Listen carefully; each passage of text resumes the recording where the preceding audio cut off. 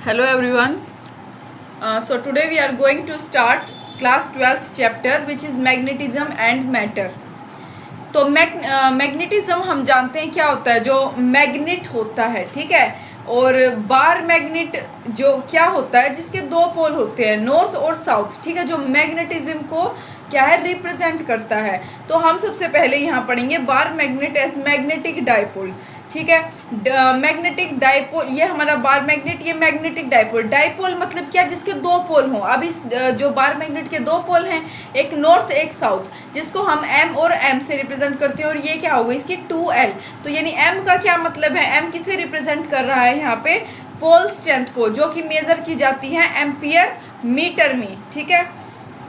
और 2L किसे represent करता है, मैग्नेटिक लेंथ को, ठीक है। मैग्नेटिक लेंथ जो होती है वो अप्रोक्सीमेटली 0.84 ऑफ जियोमेट्रिक लेंथ होती है, ठीक है। कितनी, 0.84 of geometric length. Geometric length होती है जो इसकी एक्चुअल लेंथ होगी कम, ठीक है। और मैग्नेटिक लेंथ जो है इससे मतलब काफ़ी ज़्यादा जो है बड़ी होती है। और अगर हम बात करें अब मैग्नेटिक डाइपोल मोमेंट या फिर मैग्नेटिक मोमेंट की, तो मैग्नेटिक डाइपोल मोमेंट क्या होता है, हम जैसे इलेक्ट्रिक फील्ड में हम पढ़ के आए हैं कि क्या होता था वहाँ पे P is equal to q into 2L। यहाँ पे जस्ट क्या है, Q के प्लेस पे, क्योंकि देखो यहाँ पे इलेक्ट्रिक फील्ड के केस में यहाँ मेरा नॉर्थ और साउथ पोल तो था नहीं, यहाँ पे प्लस Q था, यहाँ पे माइनस Q था। अब यहाँ पे प्लस और माइनस Q के प्लेस पे N और नॉर्थ और साउथ पोल आगे डायरेक्शन, तो सिंपली यहाँ पे Q के प्लेस पे M इंटू 2L, ये मेरा क्या हो गया, मैग्नेटिक डाइपोल, ठीक है। और इसकी यूनिट क्या होगी, एम्पियर मीटर स्क्वेयर। डायरेक्शन होगी साउथ टू नॉर्थ। अब इलेक्ट्रिक फील्ड में हम पढ़ के आ चुके हैं कि नेगेटिव टू पॉजिटिव इसकी पॉजिटिव डायरेक्शन होती है इलेक्ट्रिक फील्ड लाइंस की। यहाँ पे भी क्या होगा, साउथ जो है नेगेटिव को रिप्रेजेंट करता है, नॉर्थ पॉजिटिव को। तो मैग्नेटिक मोमेंट की जो डायरेक्शन होगी वो होगी साउथ टू नॉर्थ, ठीक है, यानी इस साइड। नेक्स्ट बात करें न्यूमेरिकल पर्पज से, अगर मैं बात करूँ एक चीज़ की कि जब भी थीटा की वैल्यू कम होगी, इसका मतलब क्या होगा कि कोस थीटा की वैल्यू ओवरऑल इंक्रीज हो रही है और आर की वैल्यू भी क्या है, इंक्रीज होती है। उस केस में आर क्या होता है, जो मेरा वो अपना रिजल्टेंट वेक्टर का या रिजल्टेंट जो भी नेट डाइपोल, मतलब रिजल्टेंट का फिर जो भी आएगा मेरा रिजल्ट या वैल्यू, वो इंक्रीजिंग में ही आएगी, ठीक है। और आर का आपके पास आ जाए, आर का कुछ दे रखा हो ऐसे, मतलब ये आर दे रखी हो। सबसे पहले आर क्या होती है मेरी, आर इंटू थीटा, ठीक है। और अगर उसकी लेंथ की बात करें तो एल को क्या लिख सकते हैं हम, r theta r pi upon 3। मतलब ये न्यूमेरिकल पर्पज से है, कुछ ऐसा कहीं अप्लाई, मतलब छोटे, पता है ये जो मैं छोटी मोटी बातें अभी बता रही हूँ आपको, यही मतलब जो है काफ़ी बड़े न्यूमेरिकल्स को सोल्व करने में मदद करती है। कि मैंने अब आपको बताया कि थीटा की वैल्यू कम है तो उसकी कोस थीटा की वैल्यू ज़्यादा होगी, ठीक है। और उसकी आर यानी रिजल्टेंट जो वैल्यू आएगी वो भी ज़्यादा आएगी। आर की बात करें, आर क्या होती है मेरी, आर इंटू थीटा, तो लेंथ उस केस में क्या हो जाएगी, आर पाई अपॉन 3। अब बात करें मैग्नेटिक फील्ड लाइंस की, तो imaginary lines curves drawn in space, ये मतलब इमेजिनरी लाइंस हम देख तो सकते नहीं मैग्नेटिक फील्ड लाइंस को, तो ये क्या है, इमेजिनरी लाइंस ही होती हैं। ये कहाँ, drawn in space along with which a free north pole would move is allowed to do so. इसमें क्या होता है, जो मेरी मैग्नेटिक फील्ड लाइंस यानी जो मेरी इमेजिनरी लाइंस होंगी वो नॉर्थ से ओरिजिनेट करेंगी और साउथ पे आएगी। ये तो मेरा एक्सटर्नल का हो गया। अब अंदर साउथ में जो है लाइंस आ गई, अब ये क्या करेंगे, साउथ टू नॉर्थ ओरिजिनेट होंगी, यानी वहाँ से अपना मूव करेगी। एक क्लोज्ड लूप ये फॉर्म करता है। आप देख लो क्लोज्ड लूप ही तो फॉर्म हो रहा है, राइट। और यही बात जो मैंने बताई, आउटसाइड नॉर्थ टू साउथ और inside south to north. Next अगर हम प्रॉपर्टी की, ये जो है हमारी प्रॉपर्टीज है मैग्नेटिक फील्ड की कुछ, जैसे कि हम इलेक्ट्रिक फील्ड में इलेक्ट्रिक फील्ड लाइंस की प्रॉपर्टीज़ पढ़ते हैं, तो मैं बताऊं ये चैप्टर इलेक्ट्रिक फील्ड के एनालॉगस ही चलता है, ठीक है। ये उसकी एनालॉगी है। जैसे इलेक्ट्रिक फील्ड में कुछ चीज़ें थी, वहाँ पे चार्ज की बात होती थी पर्टिकुलर, ठीक है। यहाँ पे बस वो थोड़ा सा अलग है, ठीक है। चार्ज को हटा देंगे, हम मैग्नेटिक फील्ड लाइंस की बात करेंगे, उसके रिस्पेक्ट में हम बात करेंगे, तो आगे देखेंगे। मतलब मैं जो है आपको कंपैरिजन के साथ समझाती जाऊंगी ताकि आपको वो पिछला भी समझ आए कि भाई वो इलेक्ट्रिक फील्ड में क्या कह रहा था और आपको मैग्नेटिक फील्ड समझ आए, और आप दोनों को जब साथ में देखो तो कन्फ्यूजन भी ना हो, ठीक है, कि इसमें क्या था उसमें क्या था। तो सेकेंड प्रॉपर्टी देखते हैं हम अपनी, tangent at any point on the field lines gives the direction. Tangent जो होगा किसी भी पॉइंट पे फील्ड लाइन के, वो क्या क्या देता है, बी की यानी मैग्नेटिक फील्ड की डायरेक्शन देता है। अब ये मेरा एक्स पॉइंट था, इसके टेंजेंट अगर मैं एक लाइन ड्रॉ करूंगी, ये मेरे को क्या दे देगा, मैग्नेटिक फील्ड की डायरेक्शन। यहाँ अगर मैं इसके टेंजेंट ड्रॉ करूंगी तो ये मेरे को किसकी डायरेक्शन दे देगा, मैग्नेटिक फील्ड की। In a region of strong magnetic field the field lines are closer and in, मतलब एक स्ट्रॉन्ग मैग्नेटिक फील्ड, अब इसको छोड़ो, मतलब आप ये पढ़ लेना, ये सेम वही चीज़ है। यहाँ मेरे ये तीन जो है मैग्नेटिक फील्ड लाइन है, यहाँ मेरा एक एक्स पॉइंट है, यहाँ मेरा वाई है। तो क्या आप मुझे सोच कर, हालांकि यहाँ पे लिखा ही हुआ है, पर आप अगर सोचते तो यहाँ पे जो है मेरी मैग्नेटिक फील्ड लाइन ज़्यादा मतलब स्ट्रॉन्ग होती है एज कम्पेयर टू दिस। ठीक है, यही यहाँ पे बात लिखी है कि in a region of strong magnetic field field lines जो है वो क्लोजर होंगी, क्योंकि क्लोजर होंगी तो वो क्या होंगी, स्ट्रॉन्ग मैग्नेटिक फील्ड होंगी। और जहाँ पे वीक होता है, क्या वीक फील्ड होगी, यानी वो वहाँ पे क्या होगी, लाइंस दूर दूर होंगी। ठीक है, दो मैग्नेटिक फील्ड लाइन कभी भी इंटरसेक्ट नहीं कर सकते एक दूसरे को। क्यों? क्योंकि देखो, चलो मान लिए ये मेरी दो लाइन्स है, इंटरसेक्ट कर लिया पी पॉइंट पे एक दूसरे को। अब ये तो मुझे दो डायरेक्शन दे रहे हैं मैग्नेटिक फील्ड की, ये इसके टेंजेंट ये B2 दे दिया, ये B1 दे दिया। अब दो डायरेक्शन जो है मैग्नेटिक फील्ड में, वो तो पॉसिबल ही नहीं है, वो तो होना ही नहीं चाहिए। तो इसलिए क्या है, ये कभी भी जो है इंटरसेक्ट नहीं कर सकती दो मैग्नेटिक फील्ड लाइन एक दूसरे को एक पॉइंट पर। ठीक है, अब थोड़ा एनालोगस तरीके से पढ़ेंगे, मतलब कंपैरिजन के साथ पढ़ते चलेंगे। हम प्रॉपर्टीज़ कुछ और डिस्कस करेंगे, ठीक है, कुछ फॉर्मूले निकालेंगे, लेकिन इलेक्ट्रिक फील्ड और मैग्नेटिक फील्ड को साथ में लेकर। ठीक है, तो सबसे पहले देखेंगे कि electric field due to an electric dipole. हम देखो, मैं आपको बता दूं, इलेक्ट्रिक फील्ड जो है चीज़ें हम पहले चैप्टर में पढ़ चुके होते हैं। तो यहाँ पे मेजरली तो हम डिस्कस मैग्नेटिक फील्ड को ही करेंगे, लेकिन ये किस लिए है, मैंने दोबारा आपको बताया कि आपको ईजी हो जाए समझना और याद करना। ठीक है, कन्फ्यूज़न का जो है स्कोप बिल्कुल कम हो जाए। तो यहाँ पे शुरू करते हैं कि electric field due to an electric dipole on the axis की अगर हम बात करें, हम जानते हैं ये एक माइनस क्यू चार्ज होता था, ये एक प्लस क्यू। जहाँ पे पॉजिटिव ये इलेक्ट्रिक फील्ड, जहाँ पे मेरी इलेक्ट्रिक फील्ड की डायरेक्शन होती थी, वही मेरी पी यानी मोमेंटम की डायरेक्शन होती थी, डाइपोल मोमेंट की। ठीक है, तो ये मेरा क्या होगा, यहाँ से मेरा क्या, यहाँ तक रेडियस। तो मेरे पास ये क्या फॉर्मूला निकल के आता था, electric field is equal to 2kp/r³, जहाँ पे के मेरा क्या था, 1/4πε0 को क्या है, E0 को क्या है, डिनोट करता था। अगर हम यही बात मैग्नेटिक फील्ड में करें एक्सिस में, मतलब यहाँ फ़र्क क्या होगा, इलेक्ट्रिक डाइपोल की वजह से था, यहाँ किसकी, मैग्नेटिक डाइपोल की वजह से, यानी बार मैग्नेट का ही हमें जिक्र करना है, ये साउथ पोल, ये नॉर्थ पोल। तो यहाँ जो है मेरी ये मैग्नेटिक फील्ड नॉर्थ पोल से यहाँ तक जो है मेरा क्या डिस्टेंस हुआ, r। मेरी m की डायरेक्शन भी किस डायरेक्शन में होगी, ये मैग्नेटिक फील्ड वाली में। तो यहाँ पे देखो E था, यहाँ पे B आ जाएगा, क्योंकि ये इलेक्ट्रिक फील्ड का केस है, ये मैग्नेटिक फील्ड का। 2kp था, यहाँ पे आ जाएगा 2cm। ये k क्या होगा, यहाँ पे k मेरा कांस्टेंट था, ये मेरा c, यहाँ पे मैंने कोई भी कांस्टेंट ले लिया। m जो है मेरा डाइपोल मूवमेंट को शो करता है, मैग्नेटिक मूवमेंट को, यहाँ पे मेरा इलेक्ट्रिक मूवमेंट को यहाँ p शो करता था, मतलब दिखाता था, /r³। c यहाँ पे हो जाएगा μ0/4π। देखो बिल्कुल मैच करती चीज़ें हैं, बस यहाँ पे जो है कंडीशन बदल गई है। ठीक है, कि भाई वहाँ पे हम p से डिनोट कर रहे थे, यहाँ पे हम m से डाइपोल को डिनोट कर रहे हैं। ठीक है, और ये क्या होगा, ये सिर्फ एक शॉर्ट डाइपोल के लिए ही एप्लीकेबल होता है। नेक्स्ट अगर हम बात करें ऑन द इक्वेटोरियल लाइन पे अगर हम बात करें, तो मान लो मेरा माइनस क्यू, ये प्लस क्यू। इस केस में क्या होता था, जिस साइड में इलेक्ट्रिक फील्ड की डायरेक्शन है उसके अपोजिट मेरी पी की डायरेक्शन होगी, तो -kp/r³ आ जाता था, 2 नहीं होता यहाँ, और k की वही सेम अपनी वैल्यू। यहाँ पे क्या होगा, मेरा बार मैग्नेट हो गया साउथ और नॉर्थ, यहाँ पे मेरा -cm/r³ और c की वैल्यू वही। माइनस क्यों आया, क्योंकि इलेक्ट्रिक फील्ड और p की, और यहाँ पे इस केस में m की डायरेक्शन क्या है, अलग अलग थी, तो यहाँ पे मेरा क्या आ जाएगा, माइनस आएगा। नेक्स्ट बात करें E axis is equal to 2e पर, जो मेरा क्या है उस पे इक्वेटोरियल पॉइंट। ये क्या कह रहा है कि मेरा E एक्सिस जो है मतलब E एक्सिस की मेरी जो ऑन द एक्सिस पे मेरी इलेक्ट्रिक फील्ड या ऑन द एक्सिस पे मेरी मैग्नेटिक फील्ड होगी, वो हमेशा 2 गुना ज़्यादा होती हैं जो वो इक्वेटोरियल पॉइंट पे हो जब मैग्नेटिक फील्ड। ठीक है, तो ये इसे दिखाता है। और डाइपोल हम जानते हैं P = 2Q/2L मेरा इलेक्ट्रिक फील्ड के केस में होता है, राइट। और इस केस में मेरा क्या था, यहाँ पे ये रहा m × 2L, और जो मैंने आपको बताया था वही चीज़ Q × 2L। ठीक है, टॉर्क को ना अब हम निकालेंगे टॉर्क एक बार मैग्नेट पे मैग्नेटिक डाइपोल जिसे हम कहते हैं यूनिफॉर्म मैग्नेटिक फील्ड में। यहाँ पे मेरी यूनिफॉर्म मैग्नेटिक फील्ड है, ये सारी स्ट्रेट लाइन, ये मेरा बार मैग्नेट रखा है south direction north direction, south pole north pole. ये मेरी एम अंदर क्या है, मेरा मैग्नेटिक डाइपोल है, ठीक है, और ये मेरी 12 हो गई। तो यहाँ पे मेरा क्या होगा, इलेक्ट्रिक डाइपोल की अगर हम बात करें यूनिफॉर्म इलेक्ट्रिक फील्ड में, तो हमारे पास क्या था, tau is equal to P into E, यानी torque is equal to moment into electric moment into electric field. इस केस में क्या होगा, अगर हम T के केस में बात करें तो यहाँ पे P के प्लेस पे सिर्फ M आ जाएगा, और यहाँ पे इलेक्ट्रिक फील्ड के केस में magnetic field M into V।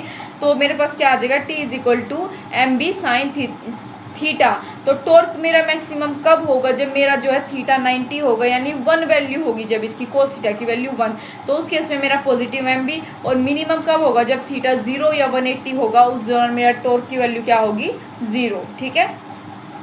Next हम बात करें, this torque always try to align, ये टॉर्क क्या कोशिश करता है हमेशा, ये जो मेरा मैग्नेटिक डाइपोल है, ये वाला जो अंदर है, अब बार मैग्नेट के अंदर मैग्नेटिक डाइपोल, इसको अलाइन करने की कोशिश करता है मैग्नेटिक फील्ड की डायरेक्शन में। अब ये तो ऊपर की साइड है, मैग्नेटिक फील्ड की डायरेक्शन ये इस साइड है, तो ये क्या करेगा, इसको रोटेट करेगा, इसको अलाइन करने की कोशिश करेगा नीचे की side in direction of potential energy that is 0। तो पोटेंशियल एनर्जी जो है एक बार मैग्नेट की एक यूनिफॉर्म मैग्नेटिक फील्ड में वो क्या होगी, इलेक्ट्रिक फील्ड के केस में बात करें तो वो क्या थी, मेरे पास U is equal to minus p, यहाँ पे मेरे पास क्या आ जाएगी, U is equal to minus b that is minus b cos theta. अगर एक्सटर्नल वर्क डन की बात करें तो वो क्या है, अपनी एनर्जी के इक्वल है, पोटेंशियल एनर्जी के, थीटा 1 2 थीटा 2 अगर हमें दे रखा हो तो U final minus U I, मतलब final energy minus final potential, मतलब final potential energy minus initial potential energy. तो U theta 2 minus U theta 1 मेरे पास आंसर आएगा, मेरे पास सॉरी फॉर्मूला आएगा। लेकिन किस कंडीशन में ये अप्लाई करना है ये जानना ज़रूरी है। तो स्लोली मूव ड्यू टू विच, मतलब अगर आपके पास ऐसा आ जाए कि जो मेरा मैग्नेटिक फील्ड है वो स्लोली मूव कर रहा है, अगर स्लोली मूव करेगा तो उसकी वजह से काइनेटिक एनर्जी क्या होगी, 0। तो उस केस में आप जो है पोटेंशियल एनर्जी में ये वाला फॉर्मूला अप्लाई करते हो। एट इक्विलिब्रियम अगर हम बात करें तो थीटा जब 0 होगा तो उस दौरान क्या है, मतलब मेरी स्टेबिलिटी अटेन कर ली है मैग्नेटिक फील्ड ने। अब यहाँ देखो, ये मेरा साउथ पोल, ये मेरा नॉर्थ पोल, ये साउथ पोल इस साइड मेरा क्या एम बी लगा रहा है, और ये इस साइड, ठीक है। एम बी क्या था मेरा, यहाँ पे देखो मेरी जो है क्या अपनी वो पोटेंशियल एनर्जी, ठीक है, पोटेंशियल एनर्जी ये इस साइड ये इस साइड, तो एक दूसरे से ये क्या हो जाएंगी कट। तो tau is equal to m b sine theta is equal to 0, यानी फोर्स अगर टॉर्क 0, टॉर्क ही नहीं लग रही तो फोर्स भी 0, और फोर्स 0 तो U की वैल्यू क्या आ जाएगी, minus m b cos theta, यानी एम बी इस केस में क्या होगी, मिनिमम होगी, स्टेबल इक्विलिब्रियम। अगर 180 हो तो 180 क्या होगी, अनस्टेबल। ये देखो, ये मेरा नॉर्थ पोल, ये मेरा साउथ, एक दूसरे की तरफ एम बी लगा रहे हैं, तो टॉर्क इस केस में एम बी साइन थीटा 0, तो फोर्स भी 0। लेकिन यहाँ पे माइनस एम बी कोस 180 था, 180 होगा तो इसकी जो वैल्यू है वो पॉजिटिव हो जाएगी, यानी एम बी पॉजिटिव होगी, तो मैक्सिमम अनस्टेबल इक्विलिब्रियम की कंडीशन को इसने सेटिस्फाई कर दिया।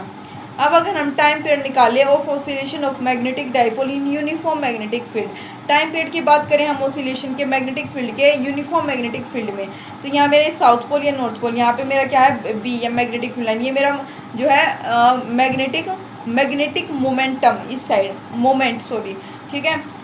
तो ये मेरा क्या होगा, थीटा अगर 0 है यानी स्टेबल कंडीशन में है, स्टेबल इक्विलिब्रियम की कंडीशन में है, तो इस दौरान क्या होगा, इलेक्ट्रिक डाइपोल की बात करें अगर यूनिफॉर्म इलेक्ट्रिक फील्ड में, तो उस दौरान मेरा टाइम का फॉर्मूला क्या था, time is equal to 2 pi root I upon p e, और आई क्या है, मेरा मोमेंट ऑफ इनर्शिया हम इसे कहते हैं, ठीक है। और अगर हम सिमिलरली बात करें किसकी, मैग्नेटिक फील्ड की, तो वो भी इसी के तरह होगा, लेकिन बस यहाँ पी के प्लेस पे क्या आ जाएगा, एम बी, ठीक है। Torque is equal to 2 pi into root I upon m b. देखो यहाँ पे जो है मैं आपको दोबारा से बता रही हूँ, ये दोनों चीज़ों को मैं साथ में इसलिए लेकर चल रही हूँ क्योंकि आप साथ के साथ याद भी करते चलना आप, ठीक है। जो मतलब मैं बताऊँ, समझना तो होता ही है लेकिन याद करने पर भी ज़्यादा ध्यान देना, ठीक है। आप जितना ज़्यादा याद कर सको वो भी बेनिफिशियल ही है, ठीक है, इस केस में।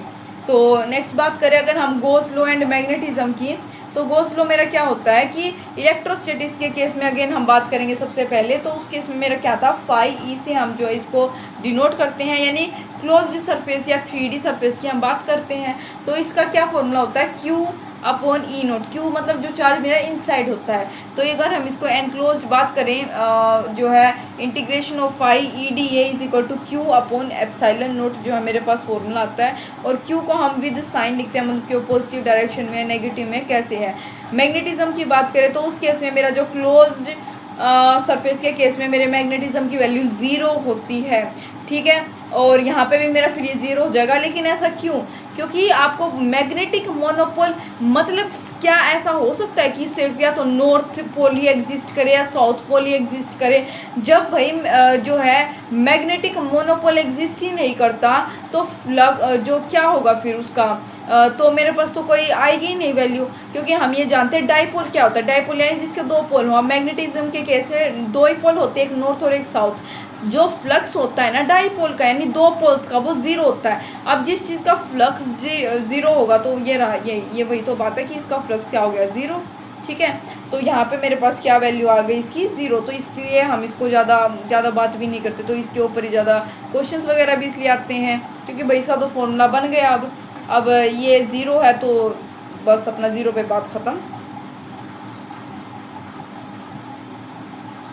नेक्स्ट अगर हम बात करें अर्थ मैग्नेटिज्म की, तो ये क्या होता है, इसमें हम बात करेंगे सबसे पहले अर्थ मैग्नेटिज्म में हम किसकी बात करने वाले हैं, मैग्नेटिक नीडल और नोमेनकल्चर ऑफ पोल्स की, ठीक है। जब एक magnetic needle is moved close to earth surface, जब एक मैग्नेटिक नीडल जो है अर्थ सरफेस के क्लोज मूव करती है तो दो प्लेसेस पे वो जो है vertical perpendicular to the surface होती है, मतलब वर्टिकल होती है। अब देखो कैसे, ये मेरा क्या है नॉर्थ टू साउथ, ठीक है। नॉर्थ टू साउथ ये मेरा क्या है, एक मैग्नेटिक बार है मान लो। ये मेरा यहाँ पे साउथ टू नॉर्थ, यहाँ पे मेरे साउथ की तरफ फेस है अर्थ की साइड, तो ये मेरा होगा क्या मैग्नेटिक साउथ पोल। यहाँ पे मेरा नॉर्थ की साइड ये फेस करा तो ये मैग्नेटिक नॉर्थ पोल। ये मेरा वर्टिकली डाउनवर्ड, ये भी तो मेरा दो बार क्या हुआ टू प्लेसेस पे it becomes vertical to the surface, मतलब परपेंडिकुलर कह लो चाहे वर्टिकल कह लो हुआ ना। तो ये वही पॉइंट डिस्कस कर रहे थे हम। तो यहाँ पे बस एक बार आप इसकी तरफ नज़र डालो, ये मेरा होता है क्या जियोमेट्रिक जो है मेरी लेबलिंग है ये, ठीक है। जो हमारे जियोग्राफिकल हमारी होती हैं नॉर्थ पोल, ये मेरा जियोग्राफिकल नॉर्थ पोल हो गया, मेरा साउथ पोल जो आप जियोग्राफी वगैरह में पढ़ते हो अपनी फिजिक्स के अगर केस में हम बात करें तो ये मेरा क्या होगा मैग्नेटिक नॉर्थ पोल और ये मेरा साउथ पोल। क्योंकि यहाँ पे मैंने एक जो है बार मैग्नेट अंदर रख दिया तो ये मेरा क्या होगा नॉर्थ पोल, ये मेरा नॉर्थ टू साउथ, ये मेरा साउथ टू नॉर्थ। तो जहाँ पे ये नॉर्थ होगा वो क्या है अपने अपोजिट यानी साउथ के तरफ फेस करेगा और ये मेरा साउथ है तो ये नॉर्थ की तरफ, ठीक है। तो ये मेरा और ये जो मेरा क्या हो जाएगा इस साइड, ये मेरा होगा मैग्नेटिक इक्वेटर और ये मेरा जियोग्राफिक इक्वेटर। मतलब बेसिकली जियोग्राफी के केस में बात करें तो बस ये सीधा और ये ऐसे मिडल में ये मेरा हो गया। लेकिन इसके केस में अगर हम मैग्नेटिक के केस में बात करें तो देखो ये टिल्टेड है, ठीक है। दोनों कंडीशन में क्या है ये टिल्टेड है। तो बस आपको एक बार ये समझनी थी ये चीज़। बात करें इमेजिनरी, हम जो हैं बार मैग्नेट को अर्थ के अंदर इमेजिनरी मानते हैं, ठीक है। हमें नहीं पता भाई ऐसा, मतलब कभी देखा जो चीज़ नहीं देखते, ठीक है, जिस चीज़ का थोड़ा सा हमें ज्ञान हो जाता है उसको फिर हम इमेजिनरी जो है मान कर चलते हैं, ठीक है। तो मैग्नेटिक फील्ड लाइंस की बात करें तो वो मैग्नेटिक साउथ से मैग्नेटिक जो है नॉर्थ की तरफ क्या करते हैं मूव करते हैं। Most part of earth magnetic field lines are nearly, मतलब मोस्टली पार्ट होगा जो अर्थ का उनमें जो मैग्नेटिक फील्ड लाइंस होगी वो हॉरिजॉन्टल होती है टू द सरफेस। हॉरिजॉन्टल कैसे, ये ऐसे, ठीक है, हॉरिजॉन्टल। अब बात करेंगे इनमें हम एंगल ऑफ डिप की, ठीक है, जिसको हम ऐसे इस सिंबल से डिनोट करते हैं कुछ इस टाइप का। एंगल ऑफ डिप की बात करें तो वो क्या होगा, अब magnetic needle which is free to rotate in, ये जो है एंगल ऑफ डिप एक मैग्नेटिक नीडल होता है जो फ्री होता है टू रोटेट इसके वर्टिकल प्लेन में रोटेट करने के लिए, जिसे हम कहते हैं डिप नीडल, ठीक है। इज़ प्लेस्ड एट वेरियस, अलग अलग प्लेसेस पे जो है वो क्या प्लेस्ड होता है अर्थ के सरफेस पे। अब देखो क्या बात कर रही हैं यहाँ पे, ये मेरा अर्थ, ये मेरा मैंने वही बता दिया था, ये नॉर्थ टू साउथ, ये साउथ टू नॉर्थ, ये मैग्नेटिक नॉर्थ पोल, ये साउथ पोल, ठीक है। यहाँ तक कहानी हमारी क्लियर थी। लेकिन अब क्या बात बोलिए, which is free to rotate in vertical plane, vertical plane यानी मेरा ये वाला प्लेन, तो यहाँ पे ये मेरा नॉर्थ टू साउथ एक एंगल ऑफ डिप, ये मेरा नॉर्थ, ठीक है। तो इस दौरान जो है मेरी एंगल ऑफ डिप की वैल्यू क्या आ जाएगी, 0 होगी, ठीक है। मेरी एंगल ऑफ डिप की क्या है, वैल्यू 0 होगी।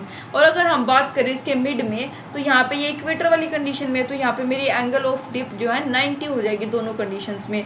और अगर हम यहाँ से ऊपर बात करें, यानी हम नॉर्दर्न हेमिस्फीयर की बात करें, तो उस दौरान मेरी पॉजिटिव होती है एंगल ऑफ डिप, और साउदर्न की बात करें तो उस दौरान क्या है, नेगेटिव होगी, ठीक है।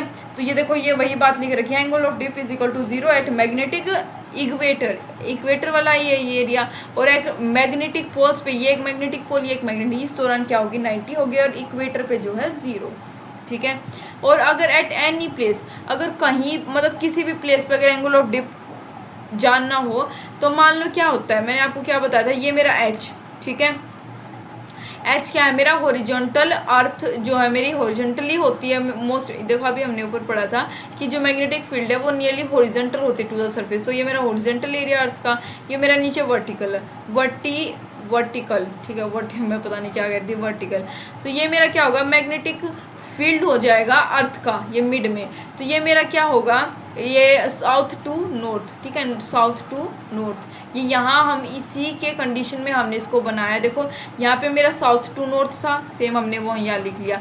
अब इसके जो है इस साइड हम जानते हैं कि हमेशा क्या है, हॉरिजॉन्टल होती है, तो ये मेरा एच हो गया, और नीचे की साइड मेरा क्या हो जाएगा, वर्टिकल। तो यहाँ पे अगर मेरे को बताना हो कि भाई एक्स किसी भी पॉइंट पे, कोई भी पॉइंट है, आपको एंगल ऑफ डिप बतानी है, तो ये मेरा क्या हो जाएगा, h is equal to b e cos angle of dip, यानी ऐसे ही मैं इसको कह रही हूँ, अभी समझ जाना आप, h is equal to b cos s, और वी के केस में ये हॉरिजॉन्टल के केस में है, ये वर्टिकल के केस में बस यहाँ पे साइन आ जाएगा। और टेंजेंट की अगर हम बात करें तो is equal to we upon h, vertical upon horizontal. समझ नहीं आया तो याद कर लेना इसे, ठीक है, मतलब याद भी थोड़ा बहुत तो समझना भी ज़रूरी है, लेकिन इसको ये जो है, ये जो फॉर्मूले है ये याद होने मस्ट है, ठीक है। तो यहाँ पे क्या पढ़ा हमने, हॉरिजॉन्टल के केस में बी कोस एस, और वर्टिकल के केस में बी ई साइन एस, ठीक है। नेक्स्ट अगर हम बात करें नेट की, इसके नेट अगर हमको मैग्नेटिक फील्ड निकालना हो अर्थ का, तो वो क्या होगा, h square root h square plus v का स्क्वेयर। अब बात करेंगे जियोग्राफिकल मेरिडियन की, ये क्या होता है, eight any point on earth surface के किसी भी पॉइंट पे आप प्लेन पासिंग थ्रू, जो जियोग्राफिक पोल्स थे ना, जियोग्राफिक पोल्स जो हमने जियोग्राफी वगैरह में पढ़ते हैं, वहाँ से अगर कोई प्लेन पास करे, एंड दैट पोल्स वहाँ से अगर पास कर रहा है, तो उसको हम जियोग्राफिक मेरिडियन कहते हैं, जियोग्राफिकल। अब जियोग्राफिकल से अंडरस्टूड हो गई थी बात। मैग्नेटिक की बात करें, at any point on earth surface of plane passing through, जो हमने मैग्नेटिक पोल्स माने थे, ये तो था मेरा जियोग्राफिकल जो स्टेट था, और मैग्नेटिक क्या थे, मेरे टिल्टेड थे, तो वहाँ से अगर प्लेन पास करे तो वो मेरे मैग्नेटिक मेरिडियन। और एंगल ऑफ डिक्लाइनेशन जिसको डी से डिनोट करते हैं, वो क्या था, eight any point on earth surface an angle between, और इन दोनों के बीच का, जियोग्राफिकल और मैग्नेटिक के बीच का जो एंगल होगा उसे हम कहते हैं एंगल ऑफ डिक्लाइनेशन, ठीक है। Earth's magnetic field is always in magnetic जो है मूवमेंट, अर्थ की जो मैग्नेटिक फील्ड होती है वो हमेशा क्या होती है, मैग्नेटिक मेरिडियन, अर्थ की मैग्नेटिक फील्ड हमेशा क्या है, मैग्नेटिक मेरिडियन में ही होगी, ठीक है। अब बात करेंगे true dip and apparent dip की, ये क्या होता है, if the needle is not present, अगर नीडल अर्थ के मैग्नेटिक मेरिडियन में प्रेजेंट ना हो, ठीक है, नहीं है, तो आप देखेंगे भैया अपेरेंट जो है कहाँ होगी वो, तो ये मेरा क्या है, ये पहला आप देखो ये प्लेन, ये मेरा क्या होगा जो है मैग्नेटिक वाला, ये दूसरा मेरा क्या है, अदर, यानी दूसरा कोई प्लेन है, यहाँ पे ये मेरा मैग्नेटिक मेरिडियन, ये मेरा कोई दूसरा प्लेन, ये मेरा एच रीजन यानी हॉरिजॉन्टल, ये मेरा वर्टिकुलर, ठीक है। यहाँ पे मेरा ये एस, ये मेरा यहाँ पे क्या हो जाएगा, एस कोस फाई, ठीक है, एस कोस फाई, यहाँ पे हम इसको मान लेंगे जो है अल्फा, एच कोस अल्फा, ये मेरा हो जाएगा एस डैश, ठीक है। ये मेरा क्या है एन नॉर्थ और साउथ, ये मेरा बार मैग्नेट रखा हुआ है नॉर्थ और साउथ, नॉर्थ टू साउथ। और ये मेरा एस डैश, और ये मेरे यहाँ पे हम इसको मान लेंगे अल्फा। अल्फा को ही हम ट्रू डिप जो है मानते हैं। तो यहाँ पे मेरा क्या हो जाएगा इस रीजन में, फिर ये कंपोनेंट आ जाएगा एच कोस अल्फा। तो जो अगर हमें निकालना हो टेंजेंट एस, ये हम जानते हैं कि टेंजेंट एस अगर हमको निकालना हो, ठीक है, अपेरेंट डिप यानी एस डैश जो अपेरेंट डिप होती है हमारी, वो निकालनी हो तो हम क्या करेंगे, v upon H cos alpha, ठीक है, यानी अपेरेंट डिप किसी भी दूसरे प्लेन में है ये। और अगर हम इसको जो है ट्रू डिप की बात करें, यानी मेरी सिंपल एस की बात हम करें, तो v अपॉन एच, ठीक है। ट्रू डिप हमारी मैग्नेटिक मेरिडियन में होती है और किसी भी दूसरे प्लेन में मेरी क्या होगी, अपेरेंट। ट्रू यानी सच्ची वाली तो भाई मैग्नेटिक मेरिडियन में होगी, यानी tangent s is equal to we upon h. और अपेरेंट यानी झूठ मूठ की, भाई किसी और झूठ मूठ किया तो भाई अपने ओरिजिनल को छोड़कर डुप्लीकेट में जाएगी। डुप्लीकेट मान लो कोई अदर प्लेन है, तो tangent s dash is equal to we upon H cos alpha. एक क्वेश्चन से समझेंगे, if a magnet is suspended at angle 30, अगर एक मैग्नेट को सस्पेंड कर दिया एंगल 30, ये मेरा मैग्नेटिक मेरिडियन, ये मेरा कोई अदर प्लेन, इसको 30 डिग्री पे टू द मैग्नेटिक मेरिडियन, अभी मैग्नेटिक मेरिडियन के है तो हमें बता दिया कि 30 डिग्री होगा। Then the dip needle makes angle, अब डिप नीडल की बात यानी कोई दूसरा प्लेन भी होगा तो ये कितना होगा 45 विद हॉरिजॉन्टल के से, यानी एच कोस 30। ये मेरा नॉर्थ, ये मेरा साउथ, ये मेरा मैग्नेटिक बार अंदर, ठीक है। रियल डिप बतानी है, एंगल रियल डिप बतानी है अब इसकी, ये भी। तो सबसे पहले हम रियल डिप का हमारे पास फॉर्मूला क्या था, रियल डिप का नहीं, सबसे पहले हम निकालेंगे अपनी एपेरेंट डिप को देखेंगे। ये था मेरे पास वी अपॉन एच कोस, तो एस डैश 45, यहाँ पे मेरे पास 1 is equal to we upon H cos 30 आ गया। अब हमें यहाँ निकालना है रियल डिप। रियल डिप का फॉर्मूला था वी अपॉन एच, तो यहाँ पे मेरे पास क्या आ जाएगा, वी अपॉन एच जो √3/2, ठीक है। √3/2 कैसा है, अगर हम एच कोस 30 की वैल्यू क्या आती है, वही हमने यहाँ पुट की है, ठीक है। कहाँ पे, v के प्लेस पे, v अपॉन एच के प्लेस पे, v अपॉन एच के प्लेस पे हमने यहाँ पे पुट कर दी v के प्लेस पे।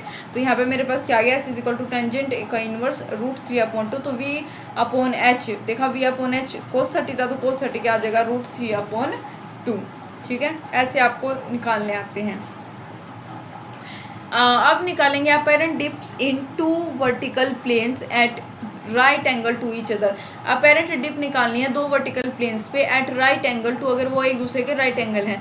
ये मेरा रियल वाला है मैग्नेटिक मेरिडियन, यानी जिसको ऐसे नोट करते हैं। ये मेरा ऊपर एक प्लेन एस, इसको S1 मत मानना आप, जो इसके रियल वैल्यू वो समझ रहे हैं। मैं S1 जो अपनी कन्वीनियंस के लिए कह रही हूँ। ये मेरा S2 हो गया, यानी दूसरा प्लेन, ठीक है। 3 प्लेन हो गए। ये अगर मेरा अल्फा है तो ये मेरा 90 माइनस अल्फा होगा, और ये दोनों मिला के मेरा क्या होगा 90 डिग्री। ये एच, ये वी, यानी हॉरिजॉन्टल, ये वर्टिकल, यहाँ पे मेरा एच साइन अल्फा। बात करें ट्रू डिप की तो वो क्या होती है, वी अपॉन एच, अपेरेंट की v upon H cos alpha, और अगर 2 की बात करें तो वो हो जाएगी v upon h sine alpha, ये भी।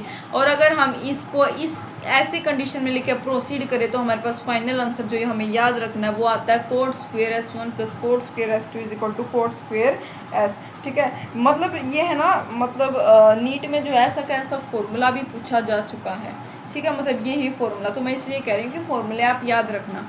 ये डेरिवेशन कोई नहीं पूछता, लेकिन फॉर्मूले तो भाई फाइनल रिजल्ट से तो सभी को मतलब है। नेक्स्ट बात करें टेंजेंट गैल्वेनोमीटर की। टेंजेंट गैल्वेनोमीटर क्या होता है, जो डिटेक्ट करे स्मॉल करंट को, ठीक है। स्मॉल करंट को ये डिटेक्ट करने के लिए हमारे यूज़ में आता है। मान लो ये मेरा क्या है, गैल्वेनोमीटर है राउंड, इसमें आई करंट फ्लो हो रहा है, एंड टर्न्स लगे हुए हैं। बीच में अंदर इसके मैग्नेटिक फील्ड प्रोड्यूस हो गई साउथ टू नॉर्थ डायरेक्शन। ये मेरा एच है, यानी एच क्या था मेरा, horizontal surface of the earth, ठीक है, हॉरिजॉन्टल टू द अर्थ। यहाँ पे मेरा अगर इसको मैं फ्री हैंड डायग्राम बनाऊँ तो सबसे पहले आप देखो मैग्नेटिक फील्ड जो अंदर प्रोड्यूस हुई है उसकी वैल्यू होती है μ0/2 इंटू I/r इंटू n। तो यहाँ पे मेरा ऊपर मैग्नेटिक फील्ड हो गया, इस साइड ये मेरी नीडल है और ये मेरा एच है, तो इनके बीच में क्या एंगल बना, थीटा। तो tangent theta is equal to B/H। B को बाहर लेंगे आ जाएगा H टेंजेंट थीटा। बी की वैल्यू हम जानते थे ये रही, यहाँ पे μ0 I/2r इंटू n पुट करेंगे is equal to H tangent theta, और आई को बाहर निकालेंगे तो क्या आ जाएगा, आई बाहर गया H2r/μ0 n टेंजेंट थीटा, और आई इज इक्वल टू के टेंजेंट थीटा, क्योंकि के हमारे पास क्या होता है, देखो ये के की वैल्यू क्या होती है H2R upon mu note N, तो के यहाँ पे इसके प्लेस में हम के लिख देंगे के टेंजेंट थीटा। मेजर फॉर्मूला आपके पास आ गया। मतलब अगर करंट बढ़ रहा है तो टेंजेंट थीटा भी बढ़ रहा है, और टेंजेंट थीटा की वैल्यू बढ़ी तो अल्टीमेटली जो है थीटा की वैल्यू भी क्या हुई, इंक्रीज हो गई। न्यूमेरिकल पर्पज से फॉर्मूला देखिए, मतलब इसी के ऊपर ऐसा फॉर्मूला भी आ सकता है, आपके पास दो कंडीशन दे रही हो तो आप ऐसा फॉर्मूला अप्लाई कर सकते हो, I2 अपॉन I1 is equal to tangent theta 2 upon tangent theta 1।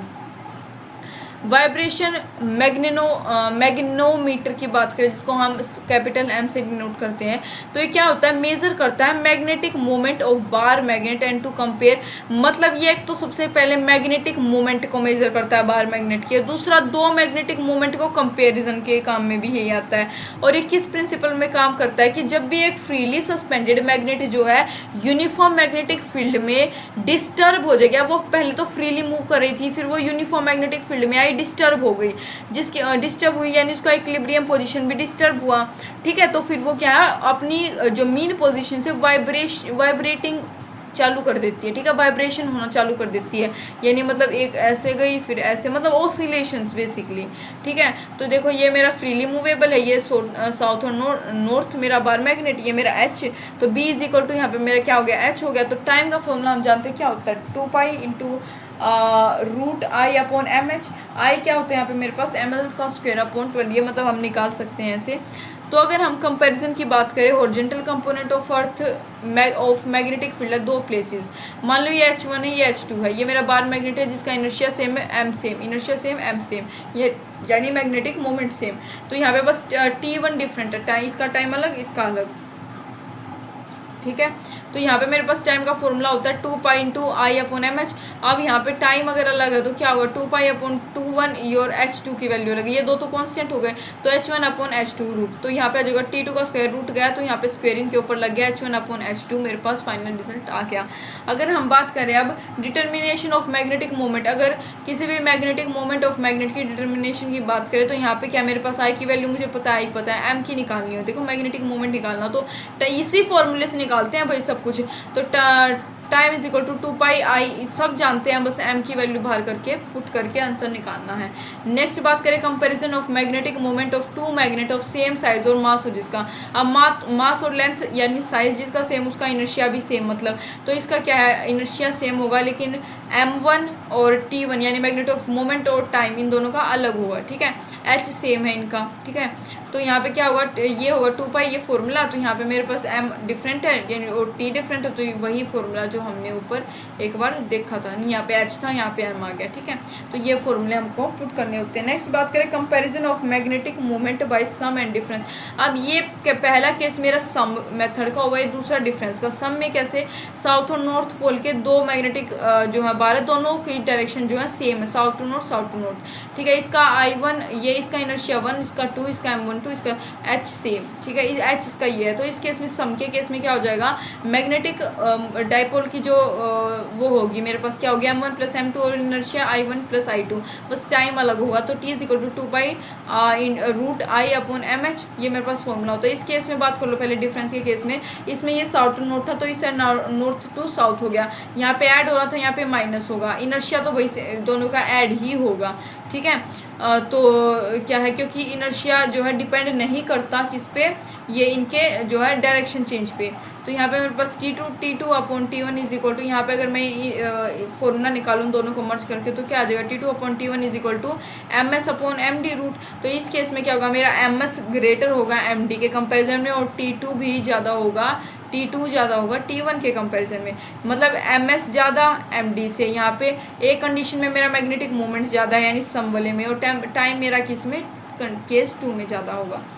बात करें magnetic and non magnetic behaviour और सब्सटेंसेस, मैग्नेटिक और नॉन मैग्नेटिक बिहेवियर जो है सब्सटेंस के बिहेवियर की बात करें तो व्हेन एवर जब भी एक इलेक्ट्रॉन रिवॉल्व करता है एक न्यूक्लियस के अराउंड, एक एटम के न्यूक्लियस के अराउंड, तो वो एक जो है करंट लूप कॉन्स्टिट्यूट करता है, मतलब उसके अंदर एक करंट लूप जो है प्रोड्यूस होता है। और वो कैसे बिहेव करता है, एक मैग्नेटिक डाइपोल के जैसे बिहेव करता है, जिसको हम एटॉमिक डाइपोल्स कहते हैं, एंड हैज़ मैग्नेटिक मोमेंट, और उसके पास एक मैग्नेटिक मोमेंट होता है जो कि M is equal to I into A के बराबर होता है। तो मतलब इस चैप्टर में बेसिकली हम क्या पढ़ेंगे, हम एटम्स होते हैं ना, एटम से जो है अगर उसके अंदर करंट होगा तो वो एटॉमिक डाइपोल की तरह एक्ट करेंगे, और हम एटॉमिक डाइपोल वर्ड ही यूज़ करके आगे बात करेंगे, ठीक है। Course of diamagnetism and paramagnetism plus course क्या होते हैं, डायमैग्नेटिज्म, पैरामैग्नेटिज्म या फिर फेरोमैग्नेटिज्म के। तो इलेक्ट्रॉन जब पेयर हो तो यानी मैग्नेटिक मोमेंट क्या होगा, पेयर का एक दूसरे को कैंसिल कर देंगे, ठीक है, अंडरस्टूड, एक दूसरे को कैंसिल करेंगे तो जीरो हो जाएगा नेट मैग्नेटिक मोमेंट। और ये किस कंडीशन में होता है, सिर्फ डायमैग्नेटिक की कंडीशन में, मतलब इस दौरान no atomic dipole atomic dipole जो है प्रेजेंट ही नहीं होते, यानी पेयर्ड इलेक्ट्रॉन नहीं, तो मैग्नेटिक मोमेंट जो है जीरो होता है, net magnetic moment is equal to zero, ये डायमैग्नेटिक के केस में होगा सिर्फ। और अगर इलेक्ट्रॉन जो है इसमें क्या था, नोट पेयर्ड ना हो, यानी नेट मैग्नेटिक मोमेंट जो है वो जीरो नहीं होगा, वो किस केस में होगा, पैरा और मैग्नेटिक के केस में। तो इन एब्सेंस ऑफ मतलब एक्सटर्नल मैग्नेटिक फील्ड की एब्सेंस में जो मैग्नेटिक मूवमेंट होगा, यानी एटॉमिक डाइपोल जिसे हम कहते हैं, वो रैंडमली ओरिएंटेड हो जाएंगे, और जो नेट मैग्नेटिक मूवमेंट होगी वो उस टाइम भी क्या होंगी, जीरो होंगी। Torque act on atomic dipole, torque जो है एक्ट करता है एटॉमिक डाइपोल पे, यानी मैग्नेटिक डाइपोल पे, और try to align dipole in direction, हम पढ़ चुके हैं कि वो क्या है उसकी टॉर्क के केस में, कि वो अलाइन करने की उसे कोशिश करता है, यानी magnetic moment is not equal to zero. अब बात करेंगे टर्म की मैग्नेटाइजेशन, जिसे हम आई से डिनोट करेंगे, यानी ये क्या बताता है कि कितना मैग्नेटाइज्ड है, ठीक है। तो यानी आई किसे रिप्रेजेंट करता है, आई क्या होता है, magnetic moment per unit volume, I is equal to magnetic moment per unit volume. तो इसकी जो यूनिट होगी वो क्या होगी, एम्पियर पर मीटर। और मैग्नेटिक इंटेंसिटी या फिर मैग्नेटाइजिंग फील्ड की अगर हम बात करें, जिसे हम एच से रिप्रेजेंट करेंगे, मैग्नेटिक इंटेंसिटी या फिर मैग्नेटाइजिंग जो है फील्ड की, तो कंसीडर करो, मतलब आपको मानना है कि एक सोलिनोइड है जो करंट है जिसके अंदर, ठीक है, और एक सॉफ्ट आयरन बार उसके अंदर रखा हुआ है, यानी मैग्नेटिक बार है एक सॉफ्ट आयरन बार का, लेकिन उसके अंदर सॉफ्ट आयरन बार जो है फेरोमैग्नेटिक होता है, तो उसके अंदर जो मैग्नेटिक फील्ड होगी वो दो फैक्टर पे डिपेंड करेगी, ठीक है।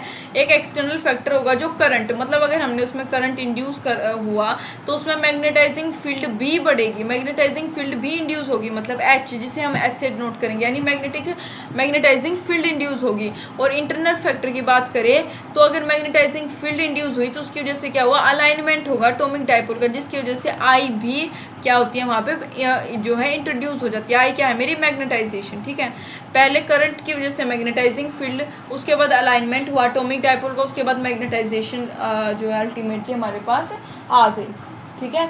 नेक्स्ट अगर हम बात करें net magnetic field inside iron core के अंदर जो है नेट मैग्नेटिक फील्ड कितनी होगी, ये जो बी है वो डायरेक्टली प्रोपोर्शनल है किसके, एच के, यानी मैग्नेटाइजिंग फील्ड के, प्लस आई यानी मैग्नेटाइजेशन के। जो मैग्नेटिक फील्ड है वो डायरेक्टली प्रोपोर्शनल है मैग्नेटाइजिंग फील्ड के और मैग्नेटाइजेशन के। तो जो बी की वैल्यू क्या होगी मेरे पास, एच क्या होता है, mu nought into H plus I, ठीक है। मतलब म्यू नोट क्या है, हमने इस प्रोपोर्शनली को साइन को हटा के म्यू नोट लिखा यहाँ।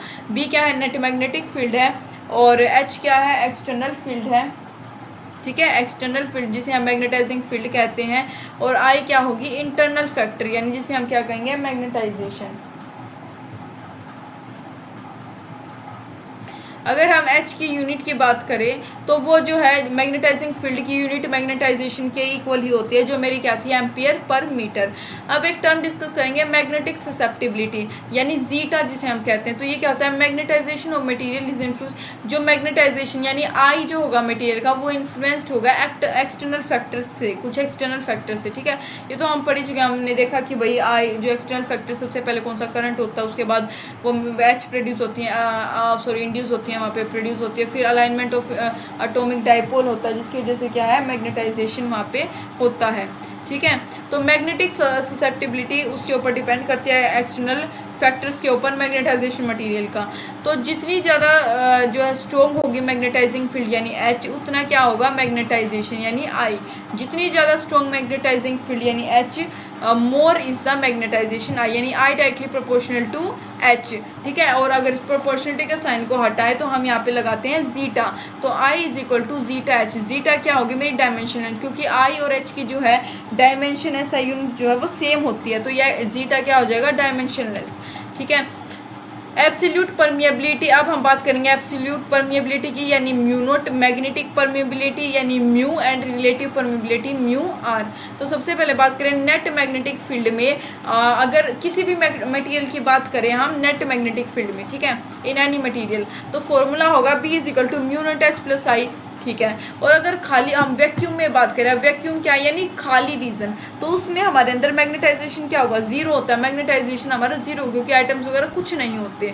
तो उस दौरान मेरा क्या आ जाएगा, बी नोट, बी नोट क्या है, मतलब जो खाली सरफेस है, बिल्कुल नो मीडियम, कोई मीडियम नहीं है, is equal to mu note H. अब आई तो जीरो हो गया, तो यहाँ पे क्या आ गया मेरे पास, म्यू नोट एच यानी नो मीडियम, ठीक है, वैक्यूम के केस में। अब अगर वैक्यूम के अलावा कोई मीडियम हो, कोई भी अदर मटीरियल हो, तो B M is equal to mu note H plus I आ जाएगा, यानी आई जो होगा उसकी वैल्यू क्या होती है, जीटा एच। तो B M is equal to mu note H plus I के प्लेस पे जीटा एच, तो B M is equal to mu nought, यहाँ पे अगर जीटा को हम कॉमन ले लेंगे तो 1 प्लस एक्स इंटू एच, तो B M is equal to क्या आ गया, म्यू एच। यहाँ से भी अगर आप सिंपल याद करना चाहो तो यहाँ पे B nought mu note H है, यहाँ पे आ जाएगा मीडियम के केस में B M is equal to mu H.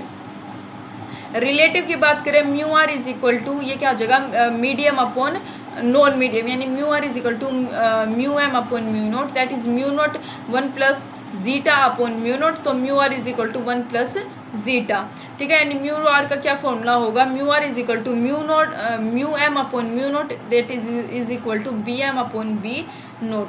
अगर हम इसको समराइज़ करें कि अब तक हमने जितने इंपॉर्टेंट फॉर्मूला पढ़े हैं, एक बार उनको समराइज़ करते हैं, साथ में लिख लिया है मैंने यहाँ पे कि आपको इजी हो जाए। सबसे पहले हमने आई मैग्नेटाइजेशन का फॉर्मूला पढ़ा, that is I is equal to M upon V. फिर हमने B is equal to mu nought into H plus I पढ़ा। फिर हमने पढ़ा I is equal to zeta H. फिर हमने देखा B nought is equal to mu note H. फिर हमने मीडियम के केस में पढ़ा B M is equal to mu note H. और हमने लास्ट पढ़ा था अभी रिलेटिव वाला, वो क्या होगा, 1 upon zeta is equal to mu M upon mu naught, ठीक है। अब हम पढ़ेंगे डायमैग्नेटिज्म, ठीक है, कि डायमैग्नेटिज्म क्या होता है। तो ये क्या होगा, in atoms of some material electron are in pair. अब वही बात मैंने आपको अभी बताई थी, पीछे हम ये पढ़ चुके हैं, ये पेयर्ड और नॉन पेयर्ड, यानी मैग्नेटिक फील्ड किसकी जीरो और किसकी नॉन जीरो होती है। तो डायमैग्नेटिज्म के केस में जो है ये जीरो होगी, क्योंकि इसमें जो है इलेक्ट्रॉन पेयर होते हैं। एग्जाम्पल क्या है, copper, water, air, hydrogen etcetera. जब एक एक्सटर्नल मैग्नेटिक फील्ड अप्लाई कर दे हम किसी भी मटेरियल पे, तो ये जो है दो इफेक्ट हमको इसके देखने के मिलते हैं। सबसे पहला, if there are atomic dipole in material, अगर किसी भी मटेरियल के अंदर एटॉमिक डाइपोल्स होंगे तो वो अलाइन कर जाएंगे एक्सटर्नल फील्ड के साथ। अलाइन क्या है, मतलब वो अपनी डायरेक्शन चेंज कर जाएंगे एक्सटर्नल फील्ड के साथ, जिसे हम क्या कहेंगे, जिसकी वजह से क्या होगा, मैग्नेटाइजेशन होगा। ये पैरा और फेरोमैग्नेटिक के केस में ही होता है, ये डाई के केस में नहीं होता। नेक्स्ट है, there is an induced magnetic dipole movement in each atom, मतलब ये हर एक एटम में जो है इंड्यूस्ड मैग्नेटिक डाइपोल मूवमेंट होता है हर एक मटेरियल का। और जो मैग्नेटिक फील्ड होंगी इसकी वजह से मतलब किसकी वजह से, इंड्यूस्ड डाइपोल की वजह से वो हमेशा क्या करेंगी, अपोज करेंगी अपनी अप्लाइड फील्ड का। यानी लेंजेस लो, लेंजेस लो क्या होता है बेसिकली, कि जो मतलब ये लो क्या कहता है, अगर मैं आपको बिल्कुल नॉर्मल भाषा में बताऊँ तो कि जो आपको प्रोड्यूस करे उसी को अपोज कर दो, ठीक है, उसी का अपोज करता है। ये लेंजेस लो ने वही काम तो किया ना। जो इंड्यूस्ड डाइपोल को, जो मैग्नेटिक फील्ड होंगी, मैग्नेटिक फील्ड किसकी वजह से आई, इंड्यूस्ड डाइपोल की वजह से, ठीक है, वो हमेशा उसको ही क्या करेंगी, अपोज करेंगी, ठीक है, टू द अप्लाइड फील्ड। ये तीनों केस में हमको देखने को मिलता है, डायमैग्नेटिज्म में भी, पैरामैग्नेटिज्म में भी और फेरो में भी, ठीक है। इंड्यूस्ड डाइपोल मूवमेंट अकर्स विच वीकली अपोजिस, मतलब इसमें क्या है, इंड्यूस्ड डाइपोल मूवमेंट अब अकर हुई जो वीकली क्या है, अपोज करेंगे अपने, मतलब वीकली, मतलब ज़्यादा स्ट्रोंगली अपोज नहीं करती, मतलब वीकली अपोज करती हैं, ठीक है, मतलब जो है इतनी ज़्यादा स्ट्रोंग नहीं होती।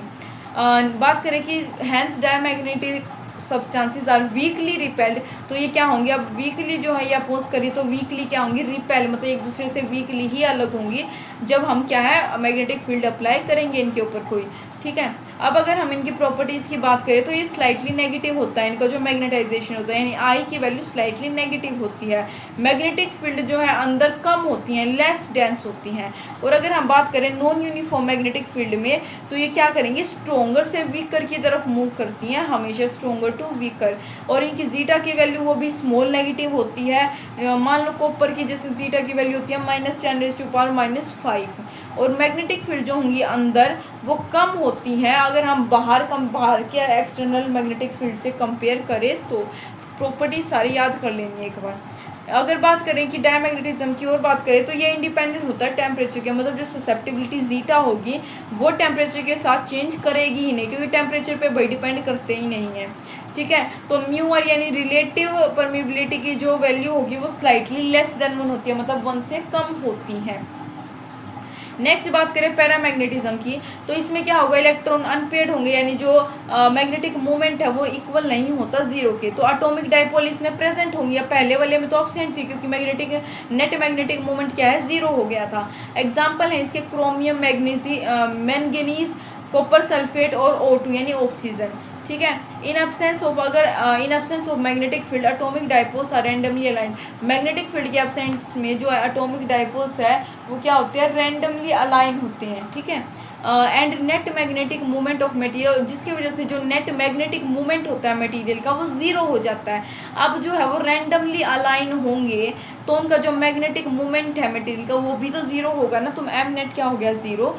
तो अगर हम अप्लाई करें मैग्नेटिक फील्ड, जो एटॉमिक डाइपोल है जो अलाइन हुए अप्लाइड फोर्स के साथ, वो due to torque acting on it, मतलब वो उसके ऊपर क्या करेंगे, एक्ट करने लगेंगे। ठीक है, हैंस जो पैरामैग्नेटिक सब्सटेंस है वो क्या होते हैं, वीकली अट्रैक्टेड होते हैं, वो भी बाय अप्लाइड। जैसे कि हमने आप पीछे डायमैग्नेटिज्म में पढ़ा, ऐसे ही पैरामैग्नेटिज्म में ये भी क्या है, वीकली अट्रैक्टेड होते हैं अप्लाइड मैग्नेटिक फील्ड के। ठीक है, और डाइपोल को इंड्यूस करते हैं, मतलब इंड्यूस डाइपोल अगर बहुत लेस, बहुत कम मात्रा में। अब अगर इनकी प्रॉपर्टीज़ की तरफ चले तो ये क्या होता है, इनका आई जो मैग्नेटाइजेशन होता है वो पॉजिटिव होता है due to dipole alignment. Dipole का अलाइनमेंट होगा तो इसकी वजह से इनकी मैग्नेटाइजेशन की वैल्यू हो जाएगी पॉजिटिव।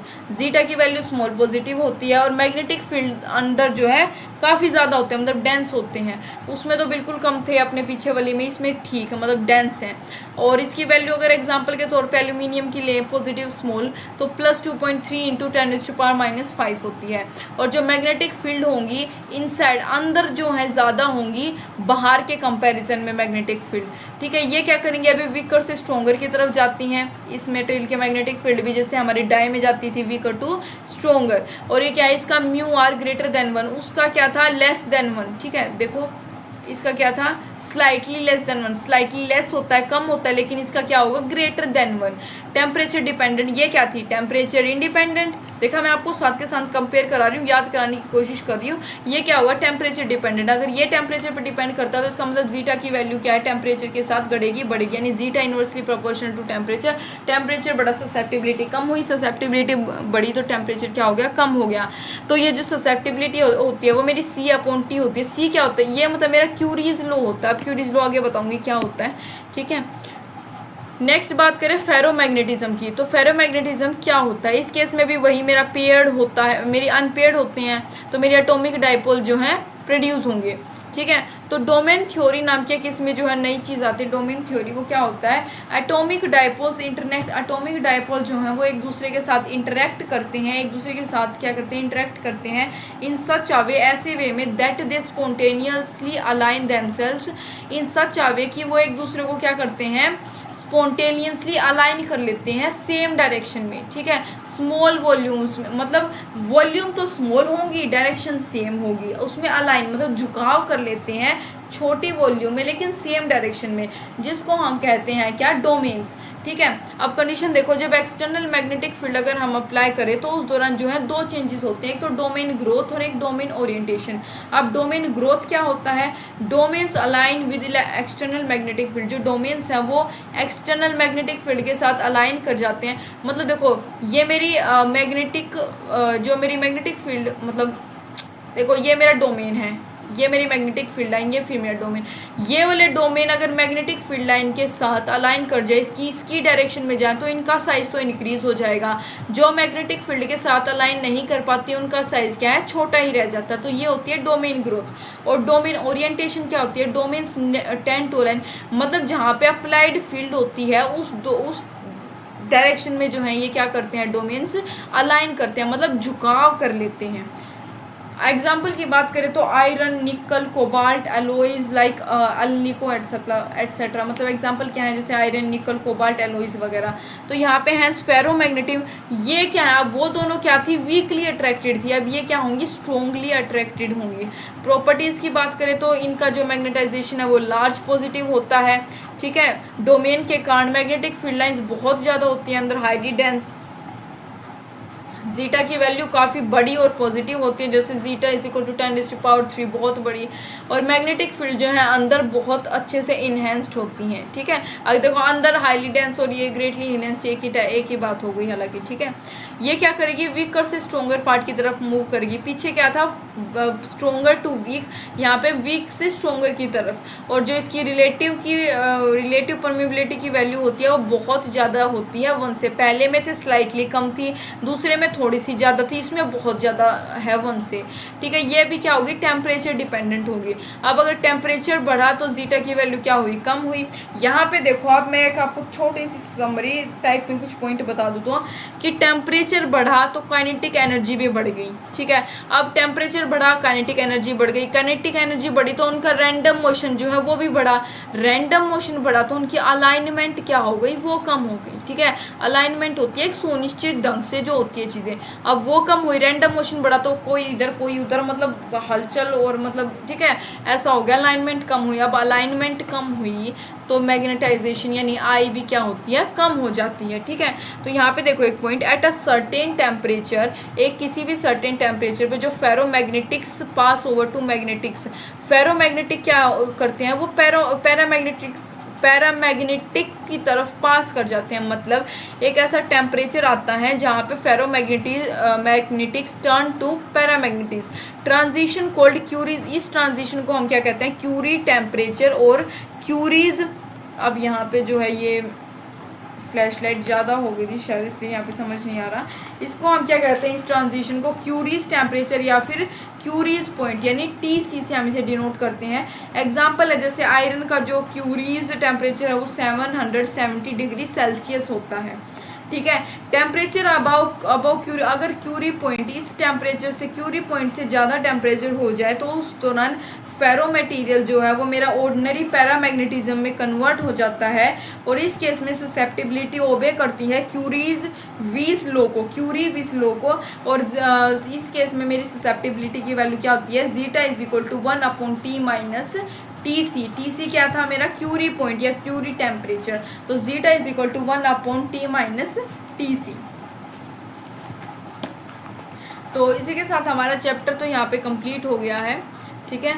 तो यहाँ पे जो है हमने काफ़ी ज़्यादा थियोरेटिकली पार्ट था ये मेजरली, तो एक बार फिर से थोड़ा सा जल्दी से रिकेप कर लेंगे, ठीक है।